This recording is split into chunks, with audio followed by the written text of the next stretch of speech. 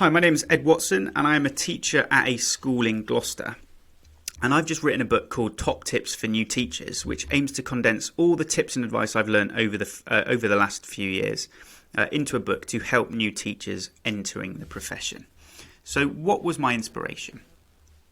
Well, I've been really fortunate to have had excellent mentors in the past. They've given me some wonderful tips and advice, and I think it's really, really important that more people are aware of that. So I've been fortunate enough to be a mentor myself, and like I said, it's just absolutely fantastic to develop new teachers coming into the profession. It's a wonderful thing to do, and it's great to see them have that extra impact within the classroom.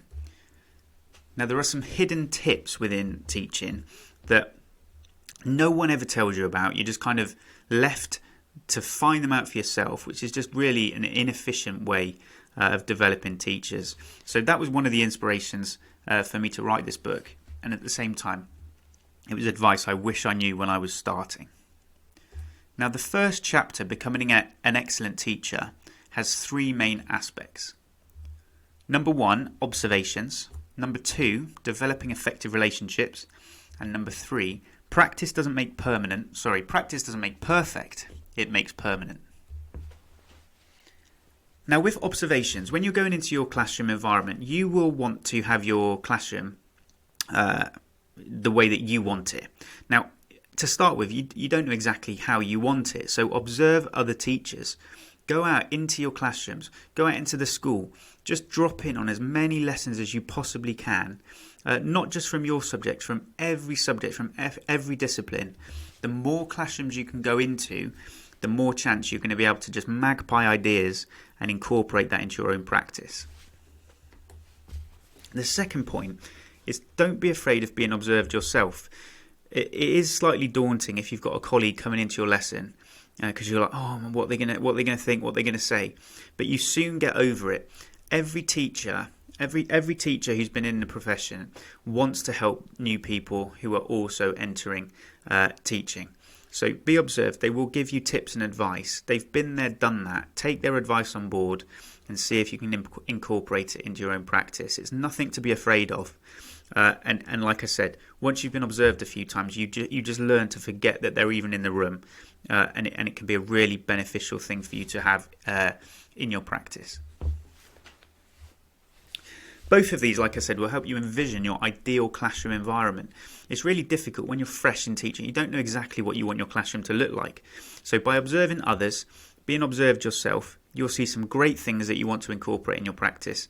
And you'll also see some not so great things that you're going to definitely avoid.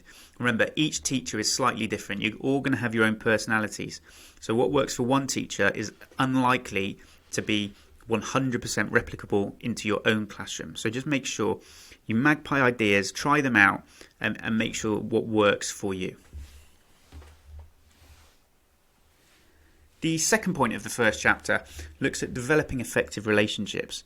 So it's really important when you're first starting out that you set strict boundaries. So that doesn't mean that you have to be draconian, you have to be extremely strict to your class. Far from it. But you do need to set strict boundaries and stick to them. So it's far easier to set strict boundaries and then to ease up over time than it is to start soft and then realise that you need to start ramping it up again. That's much more difficult to do. So it's all about being warm, strict. And then build relationships with pupils. Ask them what they've done on the weekend. Ask them if they've got a football match coming up. Ask them what music they listen to.